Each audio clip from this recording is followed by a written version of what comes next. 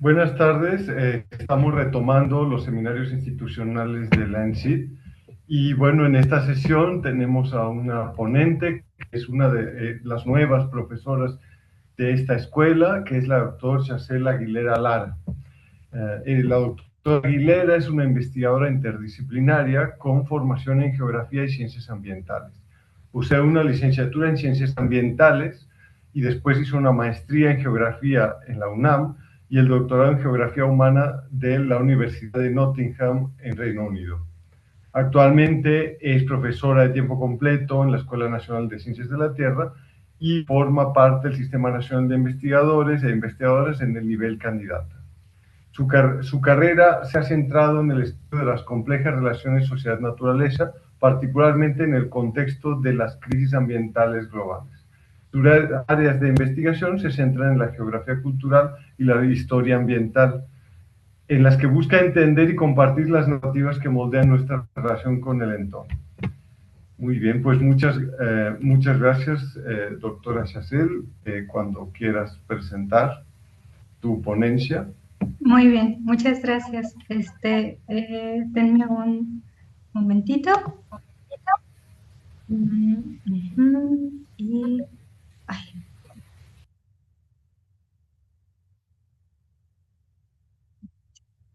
listo, muy bien. Bueno, pues buenas tardes a todas, todos y todes. Quiero comenzar expresando mi más sincero agradecimiento por la invitación a este seminario institucional de la ENSID. Realmente es un honor para mí estar el día de hoy aquí compartiendo con ustedes. Y bueno, como mencionaba Carles hace un momento, soy profesora de reciente ingreso en la Escuela Nacional de Ciencias de la Tierra en el área de Geografía Cultural. Y bueno, estoy encantada de poder compartirles el día de hoy un poco sobre mi trabajo de investigación.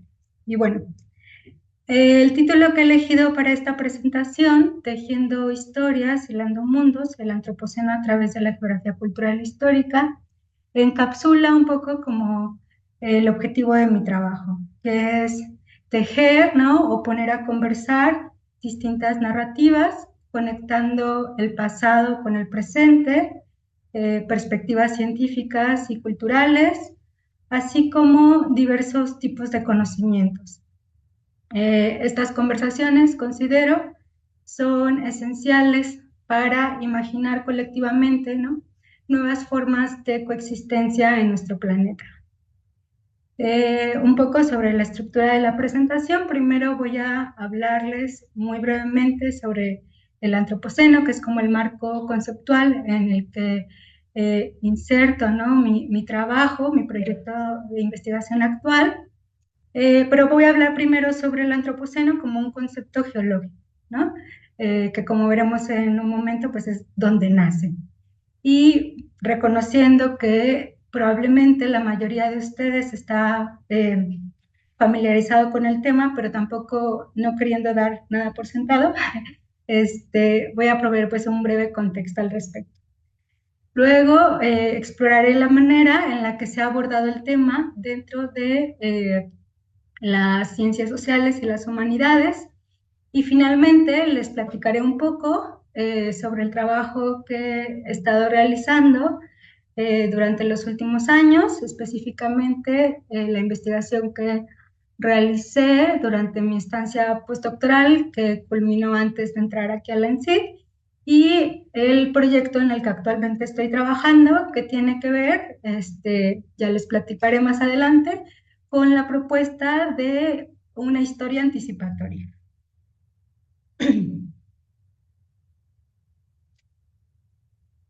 Entonces, bueno, hace algunos días la noticia de que el antropoceno como era geológica, ¿no?, había sido rechazado como pues la nueva época geológica de la Tierra, pues fue noticia, ¿no?, en varios medios internacionales, especialmente en el New York Times, con titulares como estamos en el antropoceno, la era humana, no, dicen los científicos.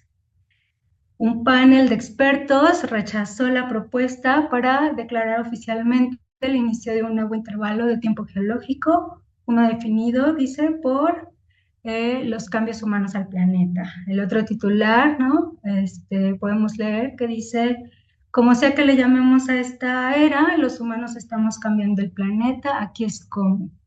Muchas de nuestras huellas en la naturaleza serán preservadas en las rocas, dicen los científicos, incluso si esta era todavía no es reconocida como una nueva época geológica.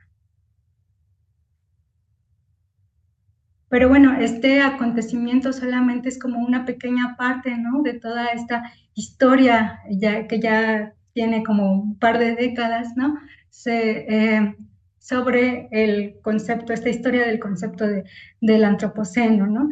Y esto es así porque, es en realidad un concepto que nace a principios del milenio, ¿no?, con la propuesta, con la introducción del término por parte de Eugene Stormer y Paul Crutzen,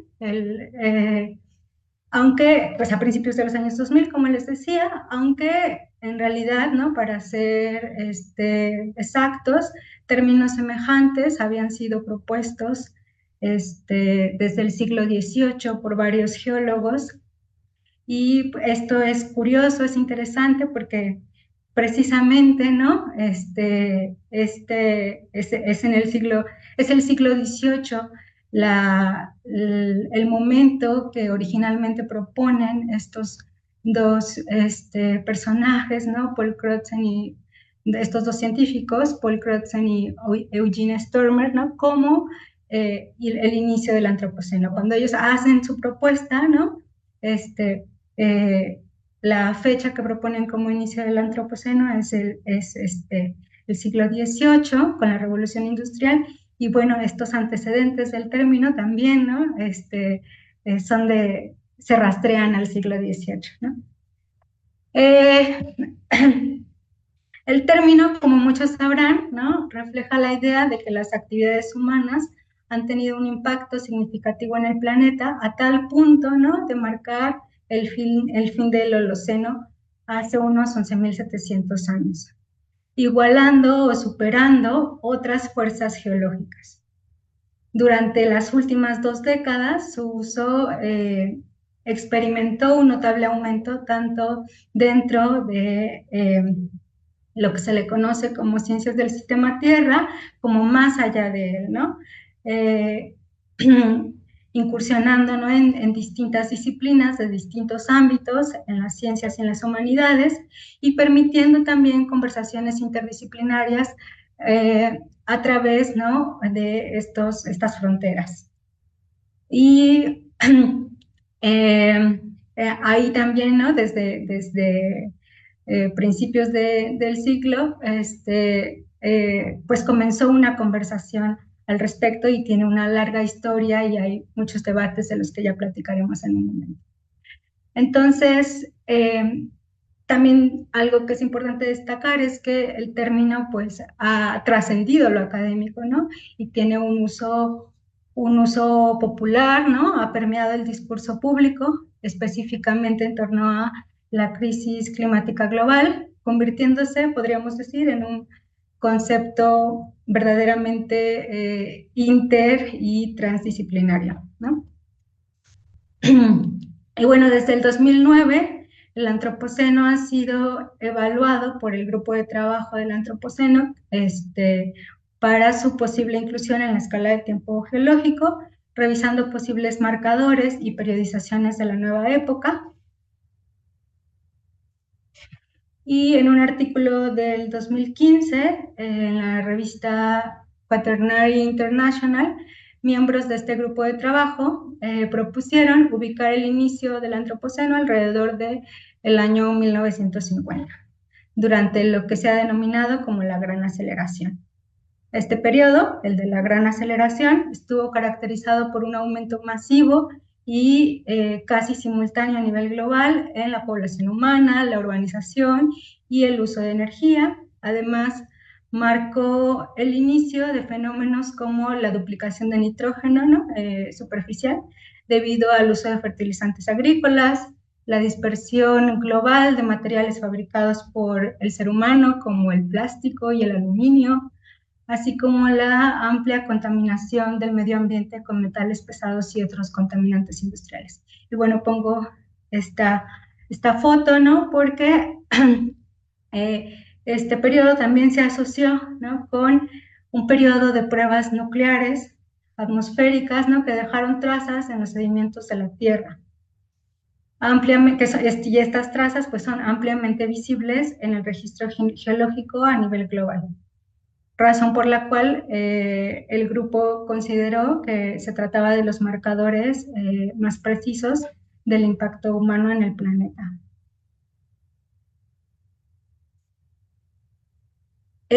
Lo que cabe la pena señalar también es que algunos de los argumentos que ahora han salido a relucir, pues en realidad, ¿no?, ilustran un debate, ¿no?, que, como les comentaba, se ha extendido ya varias décadas sobre las diferentes fechas propuestas para la época y la profundidad geológica del impacto humano en el planeta.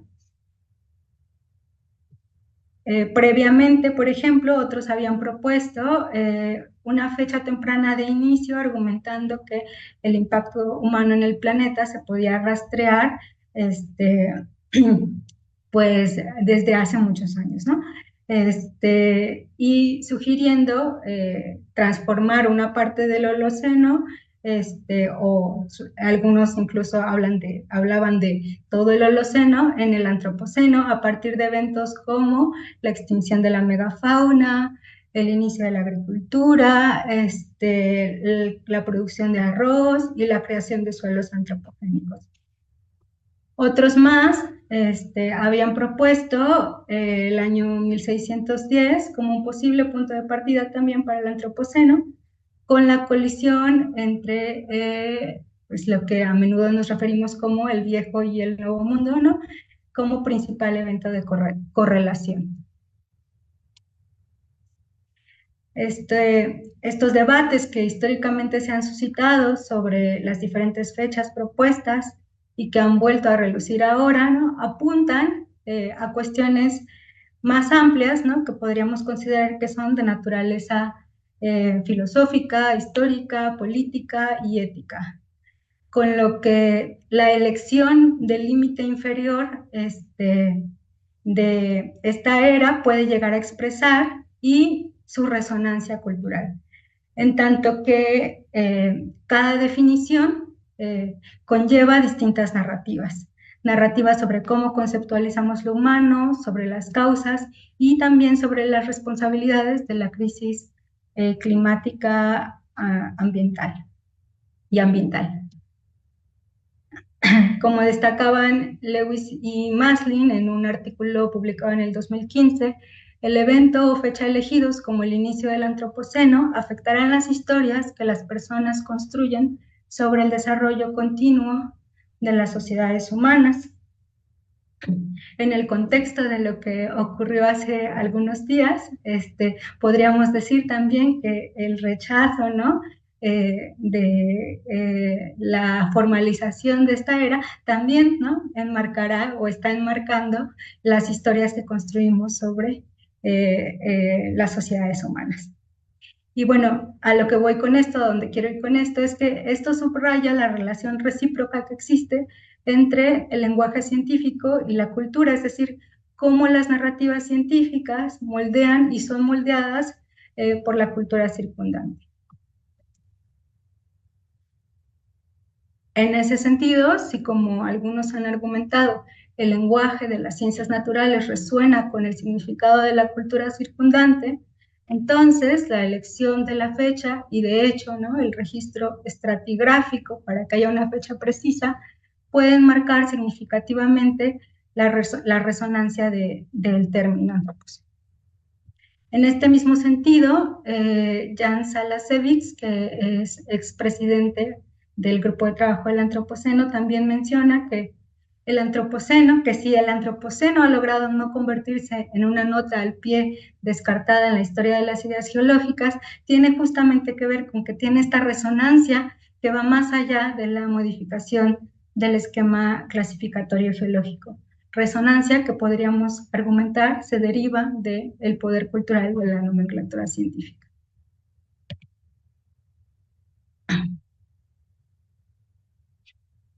Y bueno, precisamente por esto, ¿no? Por esta resonancia amplia que tiene y ha tenido el término, es que el antropoceno es un término que ha permitido tejer conversaciones interdisciplinarias entre las ciencias de la Tierra y otras disciplinas de las ciencias sociales y las humanidades, las cuales, ¿no?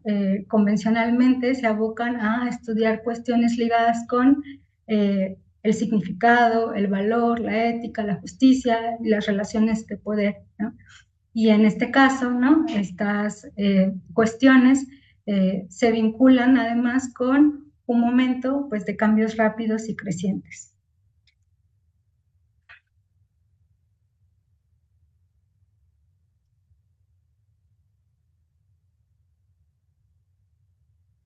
Entonces, en lo que después de esta introducción al antropoceno geológico, ¿no?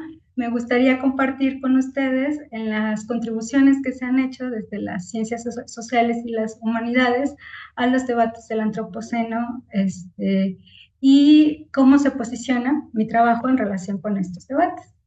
Y pues en ese sentido también les platicaré un poco acerca de los proyectos de investigación que he estado desarrollando en relación con este tema. Y bueno, como de manera esquemática, si tratamos como de resumir las maneras en las que se ha abordado el tema del antropoceno en las ciencias sociales, podríamos decir, ¿no? Que por un lado se ha presentado en relación con las discusiones ligadas a cómo pues la crisis ambiental, el antropoceno, la crisis climática, desafía, ¿no? La ontología dualista imperante. Por otro lado, también se ha vinculado, ¿no? En el ámbito de las ciencias sociales y las humanidades a discusiones ligadas con los enfoques poshumanísticos. También ha estado ligado con reflexiones, ¿no? O ha provocado una reflexión en torno a quién es el antropos, del antropoceno, y asimismo, ¿no? Este debate ha abarcado cuestiones sobre poder político y justicia ambiental, conocimientos indígenas y voces subalternas, y cómo también, ¿no? Este momento que estamos viviendo implica una ruptura, una reformulación de las grandes narrativas históricas. Entonces, con respecto al primer punto, uno de los aspectos claves de este debate tiene que ver con cómo el concepto del antropoceno desafía la ontología dualista imperante que divide o separa naturaleza y cultura, sujeto y objeto, ciencia y política, etc. ¿no?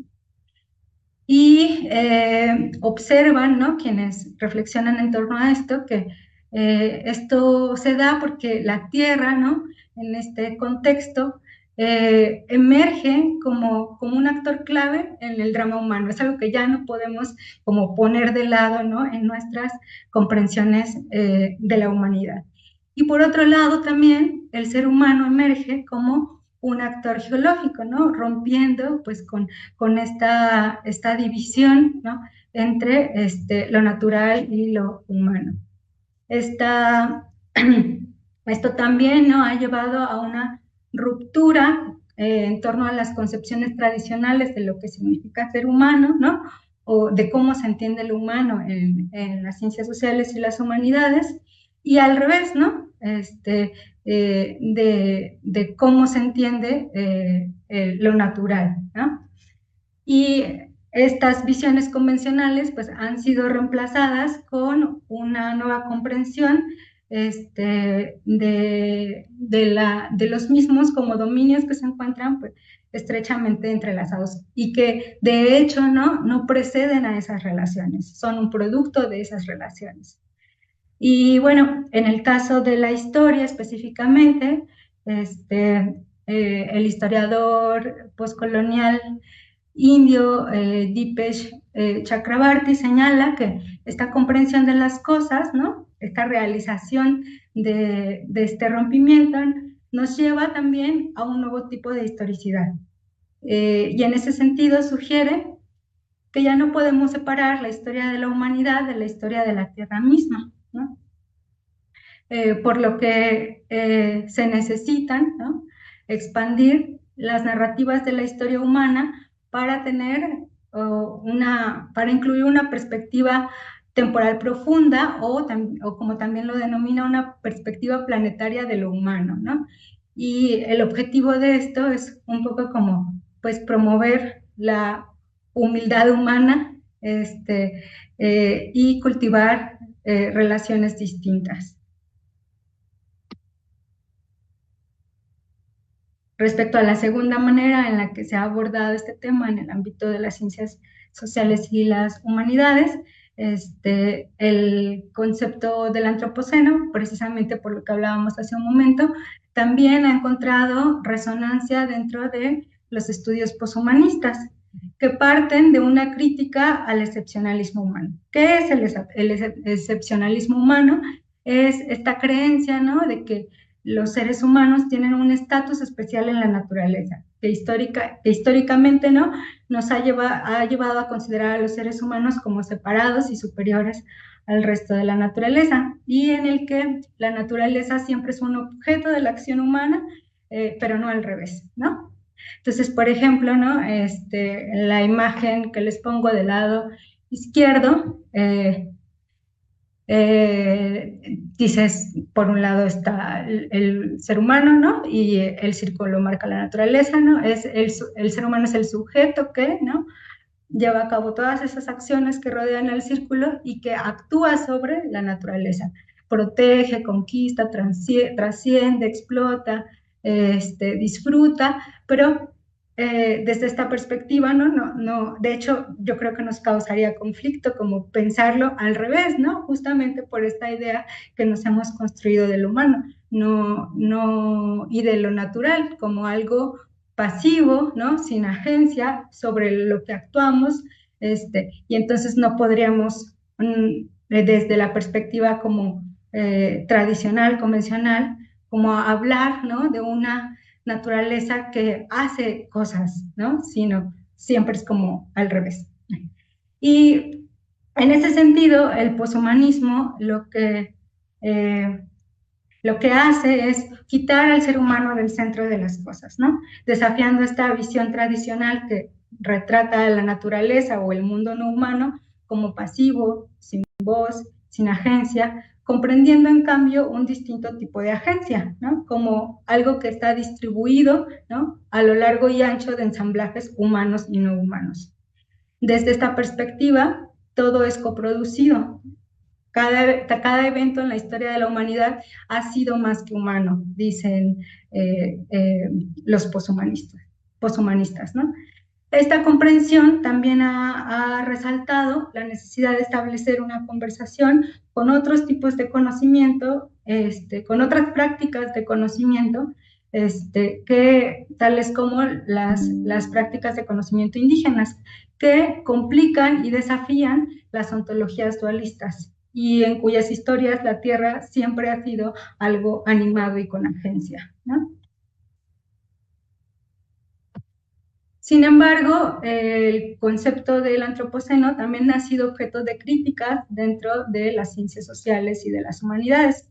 Especialmente en lo que se ha enfocado esta crítica es en señalar las posibles limitaciones epistemológicas del término. Una de estas críticas es que al definir el antropoceno únicamente en términos del impacto de la humanidad sobre el planeta, puede ser que mandemos el mensaje, o que se mande el mensaje de que la actual crisis ambiental, ¿no?, es un acto de especie, ¿no?, que el problema realmente somos los humanos en el planeta, oscureciendo como los sistemas políticos, económicos que subyacen, ¿no?, a estas transformaciones tan abruptas y aceleradas. Y que además, ¿no?, estos sistemas económicos, políticos, históricamente no solamente han explotado y subyugado a la naturaleza, ¿no?, sino también a los otros subalternos, ¿no?, o sea, como a los pueblos indígenas, a las mujeres, a las personas campesinas, las comunidades racializadas, etcétera. Entonces, proponen, ¿no?, como rehistorizar la noción del antropoceno a partir de, no a partir del ser humano, ¿no?, en sí, sino a partir del advenimiento del capitalismo moderno, ¿no? Esta perspectiva también resalta que el silenciamiento de las voces subalternas, tanto humanas como no humanas, es decir, de grupos que históricamente han sido marginalizados, ¿no? Es un aspecto inherente a estos sistemas de dominación y exclusión. Sin embargo, para otras personas, como esta cuestión problemática, ¿no?, que apela, ¿no?, a lo humano universal, justamente es como lo que consideran más como lo que consideran que ahí se encuentra el potencial. ¿Por qué? Porque permite, desde otro punto de vista, ¿no?, reflexionar respecto a cuándo nace esta idea del humano universal, ¿no?, y de esta idea particularmente que nace con la Ilustración, que algunos dicen que forma parte del legado problemático de la Ilustración, de este hombre universal, ¿no?, basado en una persona blanca, heterosexual y masculina, ¿no? Y argumentan que prestar atención a este legado problemático, ¿no?, puede ayudar a entender lo que está sucediendo en el planeta. Ese legado problemático puede ayudarnos a enfocarnos en las características desiguales de los problemas planetarios. Desde la historia, también se ha planteado que el antropoceno involucra una dislocación radical, ¿no?, de cómo pensamos el tiempo. Un historiador que se llama François Hartog quizás lo ha expresado de manera más elocuente cuando argumenta que nuestros grandes planes y esperanzas para el futuro han sido reemplazados por la cautela y la aversión al riesgo. La historia, dice, ya no proporciona narrativas maestras que nos digan hacia dónde vamos y por qué. ¿A qué se refiere con esto? Cuando habla de narrativas maestras en la historia, no se refiere a las ideas de progreso lineal y teleológico que permean en muchas de las teorías de la historia, algunas de las cuales justamente nacen en la Ilustración, ¿no?, como esta idea de la historia como la marcha hacia adelante de la razón, ¿no? Bueno, esta visión sugiere que la historia es una marcha hacia adelante y que avanza inexorablemente hacia un fin último. En esta perspectiva, el tiempo fluye en una trayectoria lineal ascendente y los eventos se desarrollan de manera inevitable y necesaria en dirección a ese objetivo final. En consecuencia, otras historias y perspectivas son pasadas por alto o desechadas porque no se alinean con esa perspectiva, con esa narrativa maestra del progreso.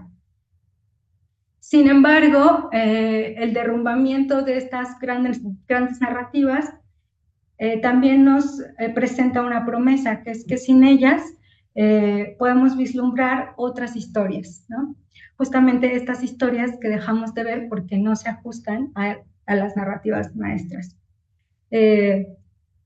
Y bueno, pues ahí les pongo esta imagen de los límites planetarios, porque justamente, ¿no?, una razón por la que deja de funcionar esta narrativa maestra del progreso es porque nos enfrentamos, ¿no?, con este panorama de crisis, ¿no? En vez de historias de progreso y desarrollo y nos enfrentamos con un panorama de crisis ambiental y social que desafía, ¿no?, esta idea de progreso lineal y desarrollo.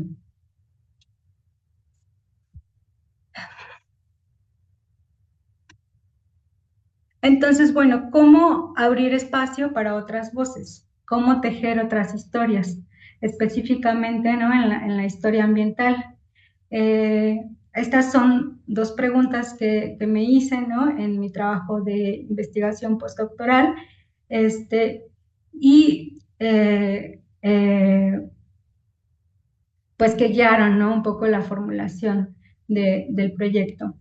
Y la premisa o la tesis de la que partí es que para incluir lo que había sido excluido por estas narrativas dominantes, hacía falta reorientar nuestra atención hacia aquellas historias, ¿no?, que habían sido lanzadas a los márgenes.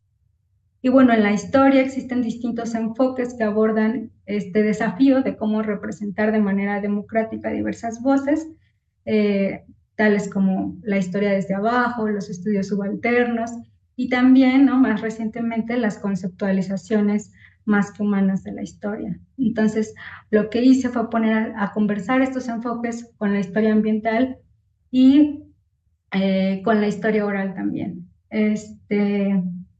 Y bueno, este resultado, ¿no?, como de este trabajo, salieron varias publicaciones. Bueno, no han salido, escribimos varios trabajos, ¿no? Y pues uno específicamente referente a este punto, ¿no?, que espero poder compartirles en algún momento,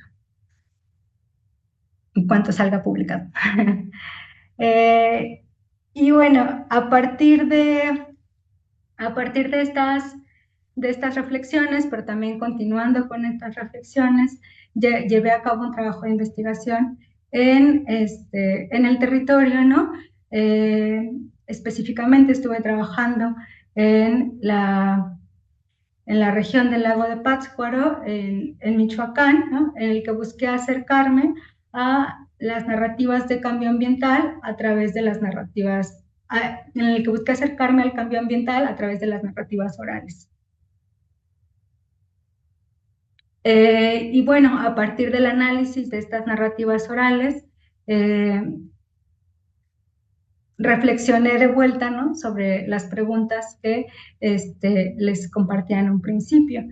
Y algo que es muy interesante, ¿no?, de estas narrativas de cambio ambiental que analicé, que estudié, tiene que ver con la manera en cómo los actores no humanos, ¿no?, juegan un papel clave, ¿no?, en el desarrollo histórico, o más que desarrollo histórico, en el devenir histórico, ¿no?, cómo han jugado un papel clave en el devenir histórico del paisaje y en su configuración. Y esto, bueno, se muestra, ¿no?, en narraciones orales que tratan sobre, por ejemplo, cuestiones como la disminución del stock pesquero, ¿no? Generalmente cuando pensamos en esto, ¿no?, podemos pensar, pues, ¿qué tiene que ver con prácticas de quizás, ¿no?, de pesca excesiva, de mala gestión pesquera, etcétera, etcétera? Pero además de esto, ¿no?, en las narrativas orales, ¿no?, se identifica o se presenta el rol de otros actores, de otros agentes no humanos, como los peces mismos, el lago, el cerro, cerros especiales dentro del territorio del lago de Pátzcuaro, que juegan un papel importante en la presencia o ausencia de especies, por ejemplo, ¿no? Y también, ¿no?, en cómo ciertos eventos, ¿no?, se han visto moldeados, ¿no? Por ejemplo, la construcción o la no construcción de carreteras en la región por la acción de estos agentes. Y en ese sentido es muy interesante ver cómo en estas narraciones también el lago mismo lo presentan como un actor histórico y político que tiene personalidad, ¿no? Y que ha ejercido una influencia significativa en el curso de los eventos de la región. Y pues en ese sentido, ¿no?, nos muestra una manera distinta las narraciones orales indígenas de la región del lago de Pátzcuaro, nos muestran una manera distinta de conceptualizar el paisaje. Además, ¿no? Algo que también llama la atención es que en estas narraciones, eh, estas entidades del paisaje tienen una agentividad plural. ¿A qué me refiero con que tienen una agentividad plural? A que son muchas cosas. Entonces, el lago es lago, ¿no? Pero también es una mujer, pero también es una entidad histórica, pero también es un cerro. Y, y pues esto es un poco a lo que me refiero con que tienen una agentividad plural. Eh, y en el caso, por ejemplo, de cuando el lago es mujer, ¿no? Esta entidad, esta figura femenina, también la relacionan como una entidad histórica específica, que es en las narraciones orales, ¿no? Se trata de la hermana del último gobernante purépecha, quien al intentar escapar durante la conquista, ¿no? Se cae y pasa a formar parte del paisaje. Y ahora les estoy hablando de esta entidad, ¿no? Pero así hay muchas otras entidades históricas, ¿no? Que tras algún accidente en el territorio, ¿no? Pasan a formar parte del paisaje, ¿no? Y desde ese momento, ¿no? Desde que ocurre eso, ciertas prominencias geográficas llevan su nombre. Y bueno, esto también es interesante porque nos muestra una visión del pasado, ¿no? No como algo que ya quedó atrás, ¿no? Sino como algo que se encuentra presente en el paisaje y que de hecho interviene todo el tiempo en los sucesos que ocurren en el lugar, ¿no? Eh, y bueno, en ese sentido creo que también podemos pensar en estas entidades como vestigios de un mundo, ¿no? que se resiste a desaparecer, y en ese sentido creo que nos revela que es el ejercicio de la memoria, ¿no? El que rescata otras posibles historias de entre las ruinas o los escombros. Y bueno, eso como en términos muy generales fue lo que estuve trabajando en mi estancia postdoctoral, este proyecto de historia oral. Y en lo que actualmente estoy trabajando, ¿no? El tema en el que actualmente estoy trabajando tiene que ver con algo que se ha dado por llamar la historia anticipatoria. Entonces, dentro de este marco, ¿no? Esta visión, he estado examinando distintos temas, ¿no? Referentes a la historia ambiental del lago de Pátzcuaro, como la erosión, el origen de la acuacultura en la región y también las fluctuaciones en el nivel del lago. Ahora mismo solo les voy a platicar un poco sobre esta última parte de las fluctuaciones en el nivel del lago. Y bueno, en términos generales, ¿no? Lo que hago es examinar la historia ambiental del lago de Pátzcuaro en relación con estos temas y su relevancia para anticipar, desafiar o abordar algunos de los debates y temas claves vinculados al antropoceno y a la crisis ambiental contemporánea. Pero entonces, ¿qué es, no? La historia anticipatoria. Bueno, esta geógrafa cultural, Caitlin de Silvi, dice que el proyecto de historia anticipatoria yace en la intersección del futuro imaginado y el pasado imaginado. Por otro lado, el geógrafo cultural David Matles señala que, pues como referente a la definición del antropoceno, que cualquiera que sea el marcador estratigráfico elegido, los procesos que registra no comenzaron en esa fecha. Los paisajes emblemáticos del cambio ambiental, dice, transmiten historias complejas a el presente antropocénico. Entonces, en este contexto nos sugiere que uno de los temas de investigación en la geografía histórica y cultural podría ser justamente estudiar las historias, ¿no? Engendradas por paisajes emblemáticos del cambio ambiental en tiempos pasados, ¿no? ¿Qué fue lo que emergió, ¿no?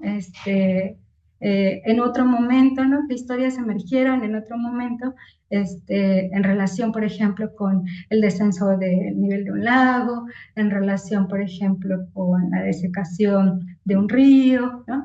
Entonces, pues esa es un poco como la idea, ¿no? ¿Cuáles son estas historias, ¿no? Que surgen por paisajes que consideraríamos hoy en día emblemáticos del cambio ambiental en épocas anteriores? Eh, la noción de historia anticipatoria, si bien ha sido retomada, ¿no? Recientemente en este contexto, tiene en realidad antecedentes en el trabajo de este historiador, Koselleck, quien a este contenido anticipatorio le asigna además una función política. ¿Y a qué se refiere con una función política? Se refiere a la manera en la que a la historia como una práctica que mira el pasado, eh, eh, lo mira, ¿no? Para imaginar el futuro de una manera distinta. Y en ese sentido, cómo eso sirve también para desnaturalizar el presente. Y con esa palabra, ¿no? A lo que se refiere es para cómo podemos a través de este proceso de mirar a la historia, ¿no? Entender que las formas en las que vivimos ahora, ¿no? En este momento, no son formas necesarias e inevitables, ¿no? Sino son formas que pueden ser repensadas. Entonces, basándome como en estas ideas, mi trabajo de investigación actual, ¿no? Que estoy iniciando, explora un episodio de cambio ambiental ocurrido hace más de un siglo en el lago de Pátzcuaro, usando como fuente principal documentos del Archivo Histórico del Agua, peticiones de tierras, reportes de mediciones del lago, títulos primordiales, fotografías que fueron tomadas en relación con este proceso, mapas topográficos, croquis, etcétera, ¿no? Y bueno, el foco de este estudio se remonta a 1919, cuando el lago de Pátzcuaro sufrió un descenso en su nivel de agua, y esta caída duró aproximadamente unos 7 años, de 1919 a 1926. Y lo que es también interesante, clave, ¿no? Es que esto ocurre justo como en los años que le siguen al fin de la revolución, o más bien al fin del movimiento armado, ¿no? De la Revolución Mexicana. Y esto es interesante porque ese es un momento, ¿no? En el que hay muchos debates sobre la tierra, sobre los derechos indígenas, sobre justicia social, que hoy en día son temas que continúan siendo fundamentales en el discurso público, ¿no? Y sobre la crisis ambiental. Entonces, bueno, por ahí les pongo una de las fotos, porque son muchas, que recuperé del archivo, y la foto muestra, bueno, no se alcanza a ver muy bien, pero la separación del embarcadero, ¿no? De la orilla del lago, y en la parte de abajo dice embarcadero dentro de la hacienda de Ibarra. Y bueno, esto es algo que no sé si me da tiempo de platicarles ahora, ¿no? Pero tiene que ver, pues, justamente con todas estas tensiones sociales que ocurren a raíz de este proceso de cambio ambiental, ¿no? En donde, pues, ciertos grupos sociales, los terratenientes, se apropian de estas tierras que el lago descubre a raíz de su retroceso, ¿no? Y pues todo lo que se deriva de ello. Y bueno, algo que también cabe la pena destacar es que, al igual que otros paisajes, ¿no? Los lagos registran las enredadas historias de los procesos que los han moldeado a lo largo del tiempo. Y estas historias a menudo, ¿no? Son reveladas a través de los cambios ambientales. Por lo tanto, ¿no? Estos procesos de cambio ambiental también pues nos permiten aproximarnos al pasado, ¿no? Y bueno, en ese sentido, mi investigación actual lo que intenta hacer es examinar las historias, las prácticas, como estos eventos que estaba contando, las imágenes y los paisajes de la memoria que surgieron cuando los niveles del lago de Pátzcuaro bajaron, examinando cuál es su resonancia, cuál fue su resonancia en ese momento, pero qué nos dice a nosotros también, o qué nos puede decir a nosotros también hoy en día, ¿no? En ese sentido, me acerco a este episodio como una excavación de otras historias y memorias que pueden complicar la manera en la que entendemos el presente. Y bueno, pues este todavía es como un trabajo en curso que apenas comienza, entonces espero tener otra oportunidad para poder compartirles pronto como los resultados que van saliendo. Y pues creo que con eso cerraría. Muchas gracias.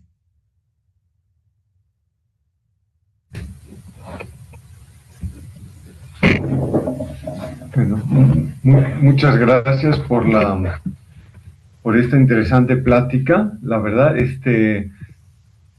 nos da mucho material y muchos temas para estar reflexionando y ver las ciencias ambientales en una dimensión distinta a la que normalmente usamos para abordar estos temas. Y bueno, vamos a ver si aparecen algunas preguntas de las personas que han estado en las redes sociales.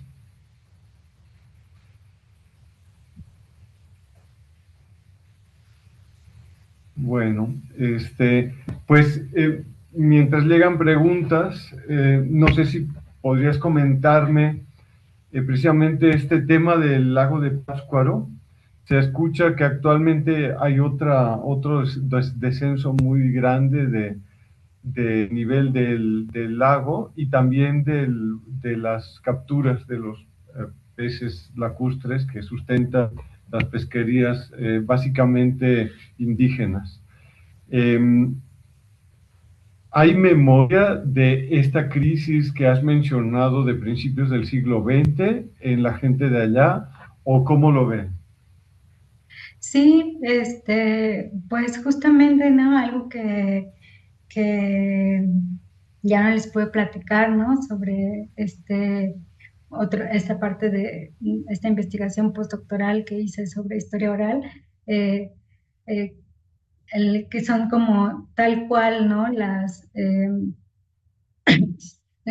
memorias del cambio ambiental y cómo pues existe, ¿no? Registro de esos cambios ambientales en el paisaje, ¿no? Entonces, las personas te llevan a los lugares, ¿no? En donde antes solía llegar el lago, ¿no? Y te muestran esas señas en el paisaje, ¿no?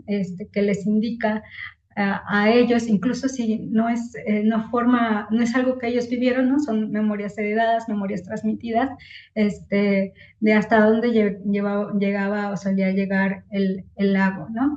Este,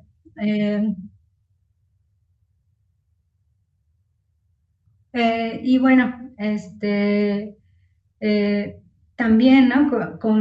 También lo que es interesante es que, sin embargo, pues estas memorias no son no es que estén desligadas, ¿no? También de esta otra dimensión que les platicaba, ¿no? Por un lado, ¿no? Tienen como claro, ¿no? Como esta cuestión de los registros físicos, ¿no? De cómo ha ido cambiando y de dónde, eh, solía llegar el lago, pero también, ¿no? Las explicaciones del cambio ambiental no son necesariamente, ¿no? Las explicaciones, son explicaciones que van más allá, ¿no? Pues del naturalismo, científico, ¿no? Son explicaciones que entrelazan, ¿no? A menudo, ¿no? Explicaciones, pues, son más cercanas a lo que uno podría pensar, ¿no? ¿No? Con otras explicaciones ligadas con, eh, eh, pues, su modo de ser y su cultura, ¿no? Sí, sí, claro, excelente, pero me pregunto si las explicaciones que se daban a principios del siglo XX son muy Ah, diferentes a las que se dan hoy en día en la población. Me refiero no tanto mm, porque en su momento también habría ingenieros agrónomos y personas mm, que podían dar una lectura o relacionarlo con la mm, sequía o etcétera, sino en ujú. la población local. Sí, bueno, eso es muy interesante de lo que ha estado saliendo en los archivos, ¿no? Este, que justamente, ¿no? El contexto en el que ocurre este descenso del nivel del lago, como les comentaba, es la Revolución Mexicana, ¿no? Son los años después de la Revolución Mexicana. Entonces, sí, tenemos muchas maneras de interpretar este suceso, ¿no? Que va justamente, como decías, de los ingenieros topógrafos que van a medir cuánto se ha retirado el lago, ¿no? Y que de hecho, ¿no? Este descenso, ¿no? En el nivel del lago, lo que, lo que provoca también es que se delimite por primera vez, ¿no? Hasta dónde llega el lago, ¿no? Y no en todo el lago, solo en una parte del mismo, pero justamente provoca eso en ese momento. Y por otro lado también tenemos este, eh, explicaciones que tienen que ver más bien con memorias de desposesión. Entonces, por ejemplo, en lo que había ocurrido el siglo pasado en una región contigua al lago de Pátzcuaro, en lo que se conoce como la Ciénega de Zacapu, era que se habían drenado, ¿no? Esa área para, eh, para la agricultura, y esto fue pues a costa de las personas que vivían ahí y dependían de esos humedales. Entonces, las explicaciones que las comunidades en ese momento elaboran, ¿no? Sobre ese descenso en el nivel del agua es que de alguna manera, ¿no? Tiene que ver con estos procesos de desposesión de tierras, ¿no? Y que, pues, además, ¿no? Anticipan que eso es lo que está ocurriendo y lo que les va a ocurrir, ¿no? Entonces, eh, y bueno, esta es como la reacción de las comunidades, pero también hay una reacción de los terratenientes y toda una serie, ¿no? De explicaciones que se entrelazan y que resultan, ¿no? En pues como en el resurgimiento, ¿no? O en que se vuelven visibles diferentes maneras de entender el territorio, de entender la propiedad, ¿no? Y que a su vez, pues, presentan un reto, ¿no? Para el gobierno revolucionario de ese entonces, ¿no? Porque, pues, si bien estas, por ejemplo, los títulos primordiales que salen por allí en el archivo y demás, son, este, eh, son documentos que en muchos momentos se han utilizado para reclamar los derechos territoriales. Eh, en este caso, ¿no? Hay como una gran dificultad para hacer que las nociones, ¿no? De propiedad, de territorio, que están naciendo en ese momento con la revolución, compaginen con las de los campesinos, las comunidades indígenas, los terratenientes, ¿no? Y esto, pues, creo que también nos habla, ¿no? O nos puede poner a reflexionar sobre, pues, todos estos también conflictos que ocurren hoy en día en relación con el territorio y en relación con el cambio ambiental, ¿no? Bien, gracias. Fíjate que hay una pregunta de David Mesa que dice, bueno, primero dice gracias por la ponencia, yo tengo una pregunta y la pregunta es, ¿usted cree que haya grupos dentro de la misma academia que tengan un interés en que no se reconozca el antropoceno de manera formal? Pues sí, tanto en el mundo de las ciencias del sistema Tierra, ¿no? Como dentro de las ciencias sociales, este, pues quienes durante bastantes años estuvieron trabajando como en la propuesta de definición, ¿no? Del antropoceno, justamente es lo que dicen, ¿no? O sea, más allá, ¿no? De si ahora se ha definido o no, ¿no? Estamos, ¿no? Viviendo una época, ¿no? De grandes cambios, ¿no? En donde reconocer, no podemos no reconocer, ¿no? Lo que está pasando. Y en ese sentido, por ejemplo, pues hay en el ámbito de las ciencias de la Tierra muchos grupos que pues eh, proponen, ¿no? Justo un uso no formal, ¿no? Y otros usos alternativos también como evento, como por ejemplo, ¿no? Dentro de ese contexto, ¿no? De las ciencias de la Tierra. Pero en el caso de las ciencias sociales, ¿no? Y las humanidades, el antropoceno es más como un concepto para pensar, ¿no? Es pues como todos los conceptos nos permiten pues reflexionar sobre la situación que estamos viviendo, ¿no? Pero al mismo tiempo, ¿no? La reflexión siempre tiene que llevar, ¿no? Como esta dialéctica, ¿no? De reflexión y acción, ¿no? A algo más, ¿no? Entonces, pues yo invito a David Mesa que dependiendo de qué es lo que le interesa, ¿no? Pues explore justamente como estas pues otras propuestas, ¿no? De uso no formal del término, que sí hay bastantes. Claro, muy interesante. Seguramente dentro de la geología histórica y la estratigrafía, en su visión de tiempo profundo geológico, pueden considerar que el antropoceno es una visión antropocéntrica, ¿no? A la escala de la geología. Pero como dices, nos da unas bases para la reflexión. Y yo también tenía una pregunta, que es muy interesante esto de quién es el actor del antropoceno, que en realidad el debate es quién es el culpable, ¿no? Más que el actor. Es decir, El responsable. responsable, ¿no? Y obviamente, pues todo apunta a que el cambio global, digamos a escala global y acelerado, pues está en el sistema industrial capitalista reciente que tenemos, de muy poco tiempo. Pero también la historia nos enseña que ha habido cambios regionales o locales que a su escala fueron igual o más radicales para afectar a los sistemas humanos, ¿no? Digo, se dice mucho de la isla de Pascua, o de los ecosistemas mayas en la época, digamos, del florecimiento y la caída de las culturas mayas más florecientes, ¿no? Entonces, ¿cómo se relativiza eso? ¿Cómo se ve?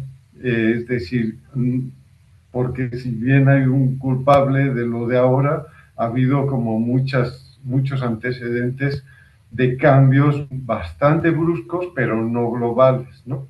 Sí, eso es muy interesante lo que comentas, porque como dices, si bien por un lado, ¿no? Se podría pensar, que el antropoceno es una visión antropocentrista, la reacción, por ejemplo, que ha provocado dentro de la historia, por ejemplo, es como la contraria, ¿no? En términos de que es como eh, una, un llamado, ¿no? Como a entender lo humano dentro de una perspectiva de tiempo profundo, de larga duración, dejar de entender lo humano como, pues como comúnmente se piensa en las ciencias sociales y la historia, y más bien como ponerlo en esta perspectiva geológica, ¿no? Entonces, es como justo como lo contrario, ¿no? Y esta idea de ponerlo en perspectiva geológica, de ponerlo en perspectiva planetaria, pues tiene que ver justamente con esta cuestión de cómo, pues si bien, ¿no? Hemos provocado, pues, eh, cambios abruptos, ¿no? En una escala global, no tenemos control, ¿no? Realmente de esos cambios que hemos iniciado, ¿no? Y en ese sentido, la Tierra como actor, ¿no? Se nos presenta la tierra, el cambio global, ¿no? En una cotidianidad, en una experiencia cotidiana, que irrumpe, ¿no? Con pues sí, con nuestra cotidianidad. Y esa es un poco como la otra perspectiva que se ha pensado. Y como respecto a esto que comentabas, ¿no? De, de cómo de cómo ha habido otros procesos históricos otros eventos, ¿no? Históricos que a lo largo de la historia también han sido muy disruptivos, ¿no? Y que han, pues, provocado incluso el colapso, ¿no? De civilizaciones. Justamente creo que esa es como la idea también de la historia, de pensar como eh, a través, ¿no? de épocas históricas, de la historia anticipatoria, ¿no? Y de pensar a través de épocas históricas las cosas que vivimos en este momento, ¿no? Porque, pues, si bien hoy en día, ¿no? Lo está vinculado como a ciertos procesos, no son eventos que hayan iniciado cuando, no sé, en ese momento, ¿no? Sino que, pues los podemos ver a lo largo de la historia. Y por ejemplo, esto no es algo este, tan atrás en el tiempo, pero puedo pensar, por ejemplo, en esta cuestión de las piedras del hambre en Europa, ¿no? Que cada vez que desciende el río salen estas piedras, ¿no? Y que tienen estas inscripciones en las piedras que dice, como no me acuerdo muy bien qué dice, pero algo así como acongójate, ¿no? Otra vez volvió a descender el río, ¿no? Y en ese sentido es el pasado hablando al presente, ¿no? Respecto a algo que se está viviendo ahora, ¿no? Entonces, pensar a través de estas distintas épocas históricas, a través de estos distintos eventos que comentas, pues también es importante para pensar, ¿no? Pues lo que estamos viviendo hoy. Muchas gracias. Definitivamente este tema y tu plática nos estimulan a pensar y a ver las cosas desde diferentes ángulos, y eso es algo que es importante para la escuela y su carácter interdisciplinario. Y bueno, no hay más preguntas, pero me gustaría agradecer a las personas que están conectadas y enviarles un saludo, entre ellos David Garrido, Yolanda Hernández, Fer Ramírez, Óscar Morales, Monse Gómez, Óscar Mora, perdón, Itzel Esquivel, Celeste, Jimena, Blanca Castell, Luisa Vázquez, Michelle García y Abraham Ruiz. Así que saludos a todas estas personas que siguen con interés esta presentación, y pues no me queda más que reiterar mi agradecimiento y expresar nuevamente que me parece muy interesante y animarte a seguir en esta dirección, porque puede aportar mucho a lo que se hace en la escuela. No, pues al contrario, muchas gracias por haberme invitado a participar en el seminario, y muchas gracias también a todas las personas que se conectaron a la transmisión. Yo también espero pronto poderles presentar como resultados más estructurados, ¿no? Del proyecto que estoy llevando a cabo, ¿no? En el lago de Pátzcuaro, ¿no? Respecto a este evento de descenso y retroceso de las aguas. Y pues bueno, muchas gracias. Bueno, y desde luego gracias a Marina y a Mariana, que han estado en todo momento pendientes para que el seminario pues funcione correctamente. Gracias, Marina, gracias, Mariana, gracias, Carles. Muy bien.